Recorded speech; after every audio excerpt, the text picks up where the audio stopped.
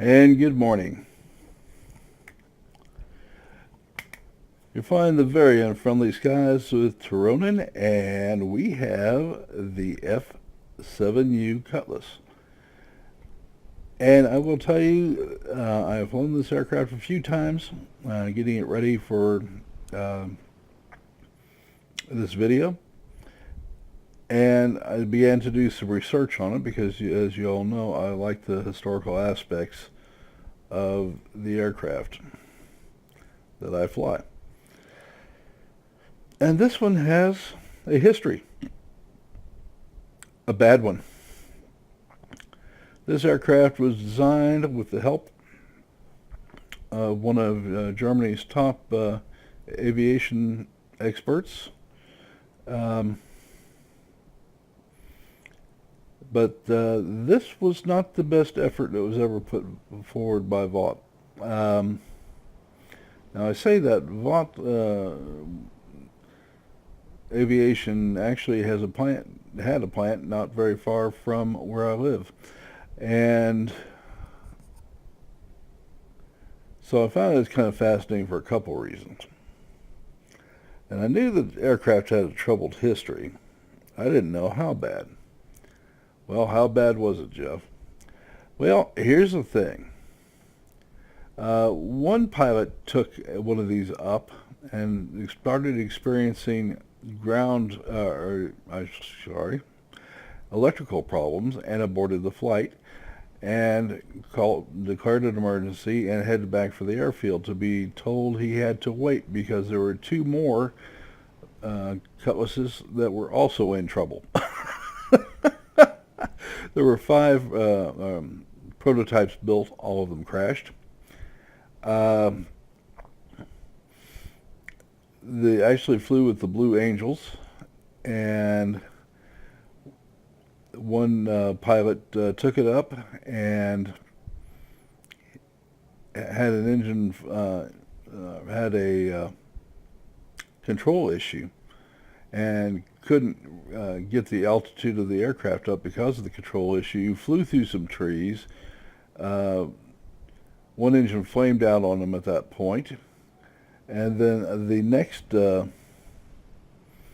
event was that he got a hydraulic leak, which began to flame out behind him. This is during an air show, by the way. Comes around, makes a quick landing, gets out of the aircraft, and the Navy decided, this is just not a suitable aircraft for air demonstrations. And don't get me wrong, there are pilots that swore by this thing and were highly upset when it finally got replaced. It's a 700 mile an hour aircraft, but it was another aircraft that was let down by its control surfaces and its underpowered engines. Now, before you get too judgmental, everything that I'm saying about the Cutlass could be said about the much-beloved 262. That thing went to war with tailplane flutters and aileron flutters and an engine that wouldn't last 25 hours. So, but there's less excuse when you're doing airplane development in peacetime and not in the final stages of a war that you're losing. The engines they flew the J-35 in this, and if you saw my Addison Airport Wings over Addison video, you'll see a J-30. This was a further development of that. Still didn't deliver enough power for the aircraft. Hydraulic problems were constant. Electrical problems were known. And this gear was prone to collapse. And if it collapsed, it would hit the ground so hard that spinal injuries could and did take place. All right. How bad was it? Now, you have to understand that in the United States Navy, a captain of an aircraft carrier is the next closest thing to God himself. they would order them off the carrier. Literally say, take those planes and fly them to the nearest naval air station and never, ever bring them back. The net result was 7 years after this aircraft was introduced, they were virtually all grounded. And the plane that replaced it was a mildly successful aircraft called the F8 Crusader. Hugely successful aircraft. Yeah. So, very, very strange aircraft to choose. Now, there are pilots to this day that will swear up and down that this was the greatest thing since sliced bread, and they loved the aircraft. In the later versions, they'd gotten rid of the control problems, they'd gotten rid of the electrical problems. I don't know if they ever got rid of the strut problems, but it was underserved by its engine throughout its entire service life. Let's talk a little bit about how it is in World of Warplanes, because it is a very good fighter from my limited knowledge of it so far.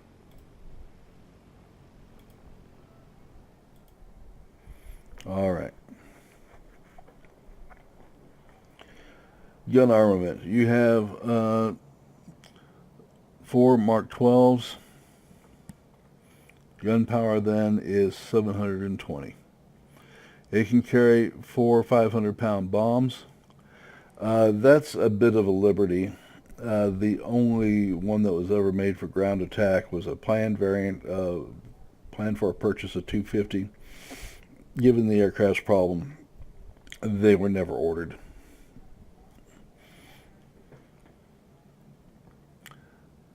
Hit points, 735, which is pretty decent. Top speed at best altitude is 658, and that can be cured right here. Now that is actually still underrating the aircraft. It was actually capable of just 697 was what it was rated for, and from operational experience. Turn time, 13 seconds. For this type of fighter, it's excellent. Multi-role, I should say. I don't agree with the multi-role, but that's neither here nor there, is it? And optimum altitude is just at 6,000 feet. Okay. I have tried this with bombs, by the way. It's not a bad bomber. It's not how I prefer to use it. It's actually, as far as I'm concerned, a heavy fighter with an altitude problem.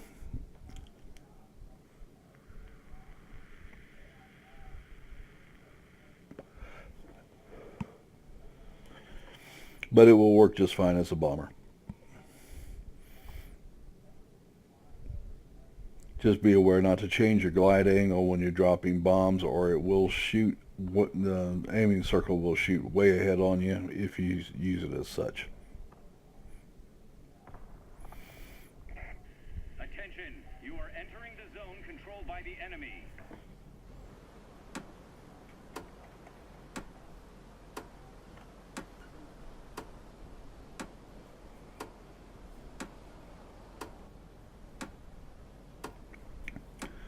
Alright, let's see what our competition will be. We're seal clubbing today. Now, I say seal clubbing. This thing's only real advantage is that it's faster than the competition.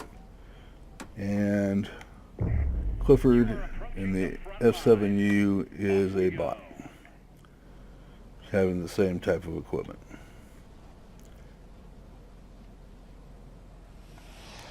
And I have no problem telling you that I do not.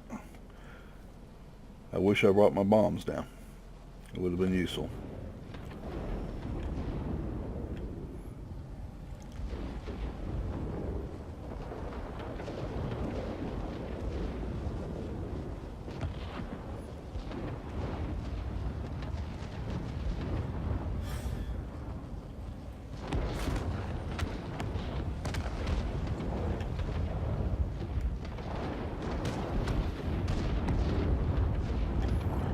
Alright, we'll start making our run in on the Spitfire 9, which is the defense aircraft.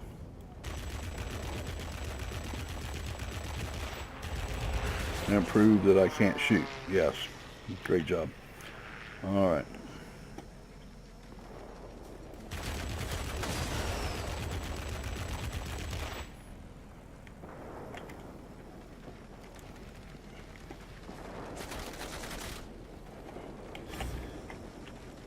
And I have an enemy aircraft red on me.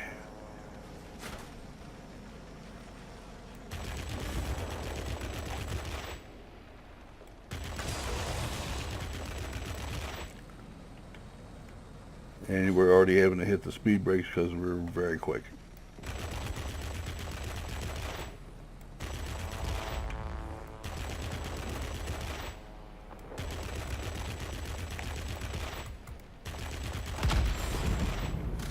First kill.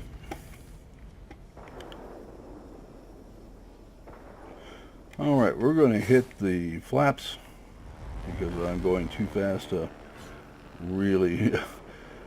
And you hear about this from other people, but a lot of the problems with jet fighters as they got in, they had a lot of trouble staying up with propeller aircraft, and so is the case here, because they couldn't maneuver with them. They were so much slower.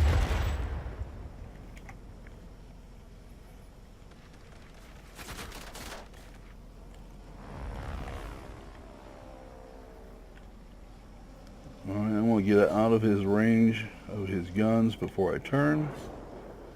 And the autopilot is going to turn me. Alright, wonderful.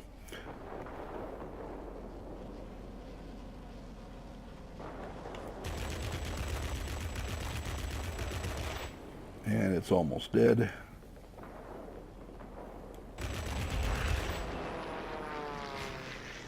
Surprised I didn't kill it.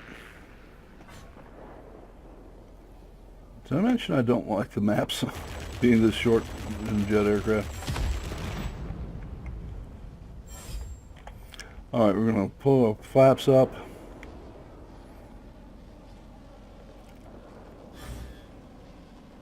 There's a MiG-9.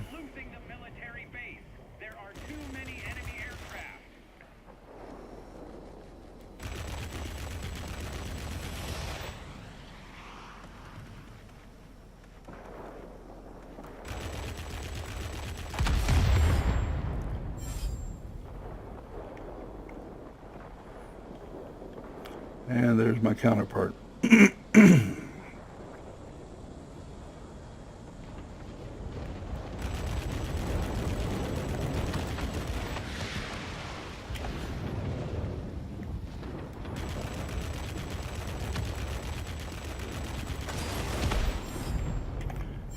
As you can tell, the guns do get the job done. You know, they're not my beloved M61s Vulcan, but they get it done. If you're complaining about 720 millimeters flat shooting cannon, yeah, I don't know what to tell you. Alright, we have an IL-40 down here.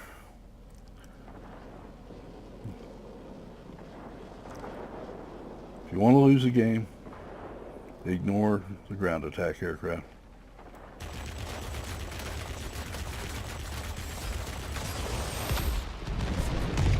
And the iron poles.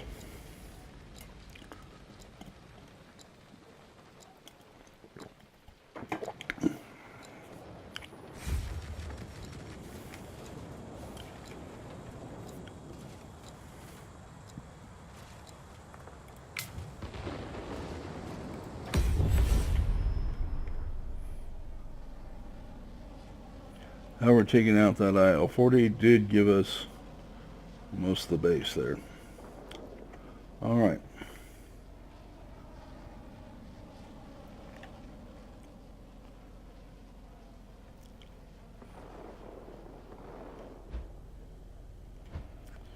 And we have a ME 1099B2, which I'm fairly confident was another paper study.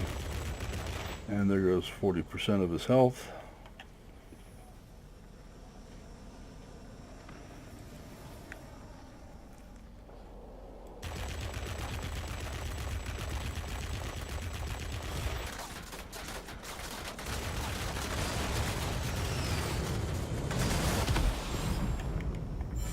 Well, that's one way to get it done, I guess. They'll approve of it.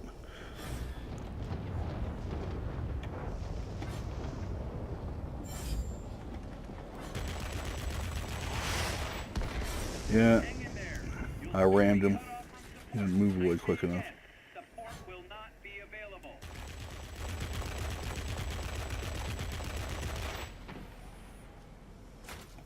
It is my first flight of the day, and it is showing. I am still trying to wake up. A rocket has reached the target. Enemy objects damaged.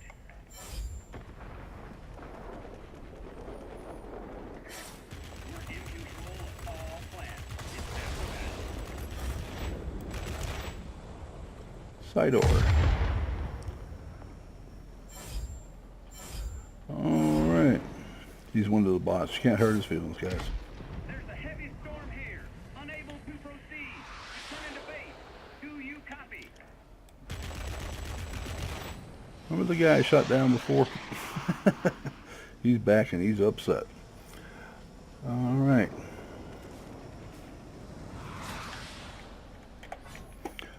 Alright, we do have some boosts and we're going to use it. No, I'm not cowardly. I'm just not a good turn and burn fighter.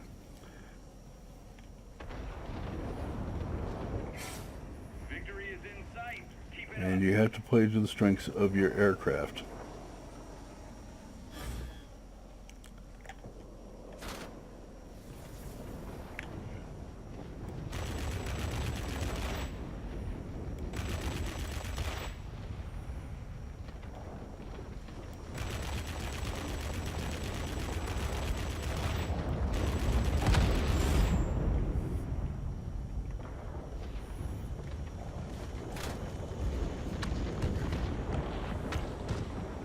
So you have a good idea of the turning radius. You want to be about 4,000 feet away, or you will not get on target in time.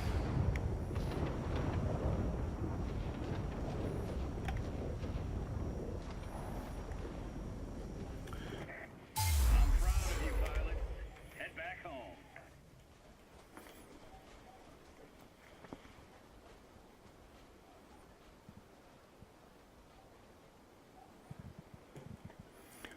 And okay.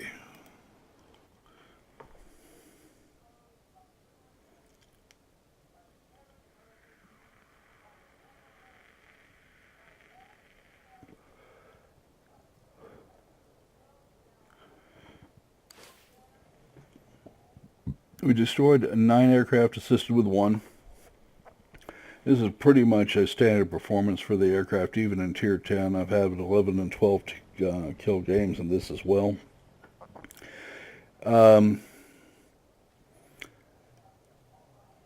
With the exception of the M61 cannon, this thing is the Tier 10 of the Starfire.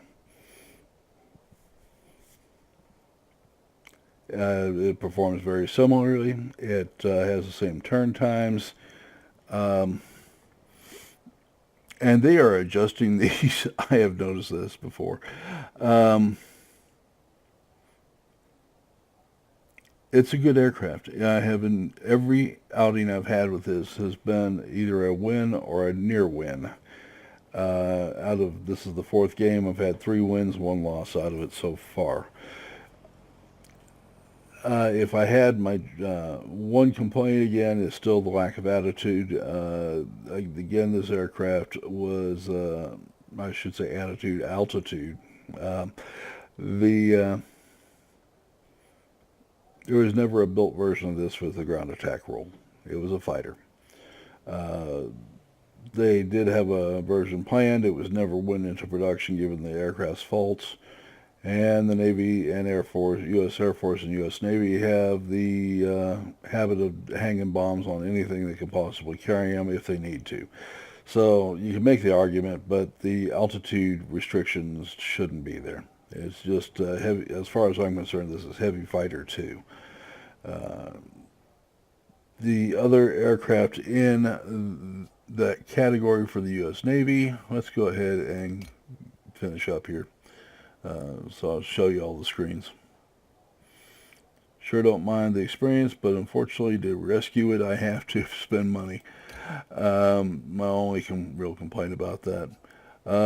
Makar on the IL-40, and I believe that's a bot, uh, did pretty good as well.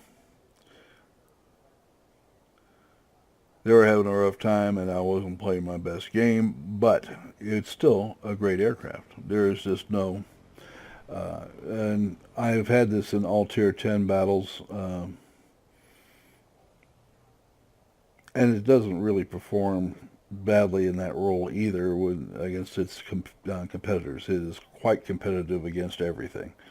I've killed 262 HG3s with it, which are considered one of the tougher aircraft out there.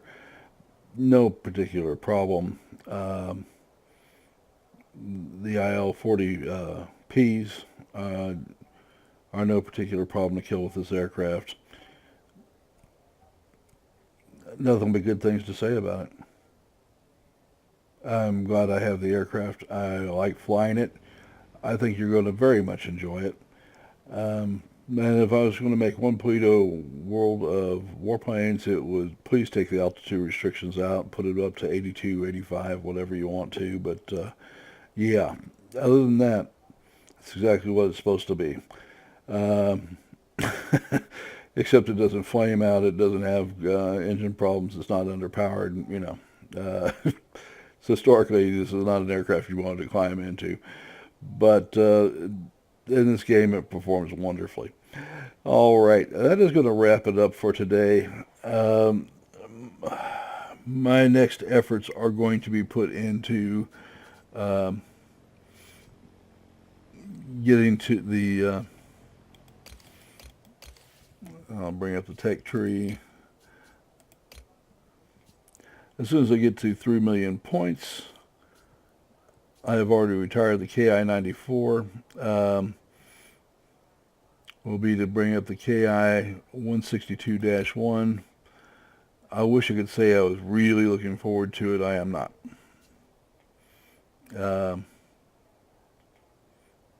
Why? Speed. Top speed in this is 534 miles an hour. And in Tier 9, that's pathetically slow. It's very turny. By the time you get your next airframe, it looks like it's going to be one heck of an aircraft, but it's slow. And its altitude is very constrained. You know, so you get... just not that thrilled with the aircraft.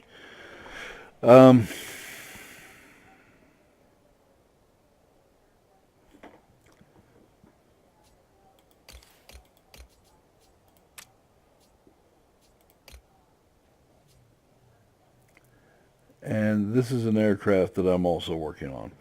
I have quite a ways to go on this aircraft. 100 and you might as well call it 150,000 points before I get it. But what you do get is the XF90. Probably the worst turn time I've ever seen out of an aircraft, but its altitude is 714 miles an hour. I would assume that you're going to be able to stay out of trouble with that if you choose to.